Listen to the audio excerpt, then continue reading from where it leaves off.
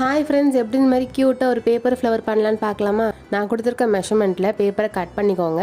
Cut பண்ணிவிட்டு 4ஆக fold பண்ணுவோம்ல, அந்த மாதிரி ஃபோல்டு பண்ணிக்கோங்க. ஃபோல்டு பண்ணதுக்கப்புறமா நம்ம ஃபோல்டு பண்ணியிருக்கிற தடம் இருக்குல்ல, அதில் இந்த மாதிரி பாதியாக ஃபோல்டு பண்ணிக்கலாம். அதுக்கப்புறம் அதை அப்படியே திருப்பிட்டு இந்த மாதிரி ட்ரையாங்கிள் ஷேப்பில் மடிச்சுக்கோங்க. அதுக்கப்புறம் அந்த பேப்பரை அப்படியே திருப்பிட்டு திரும்பவும் ட்ரையாங்கிள் ஷேப்பில் மடிச்சிக்கலாம். அதுக்கப்புறம் உங்களுக்கு குட்டி அந்த மாதிரி ஒரு பேப்பர் வரும். அதை நான் எப்படி ஃபோல்டு பண்ணுறேன்னு பாருங்கள். இந்த மாதிரி ஃபோல்டு பண்ணிவிட்டு குட்டி அந்த மாதிரி ட்ரையாங்கிள் ஷேப்பில் மடிச்சுக்கோங்க.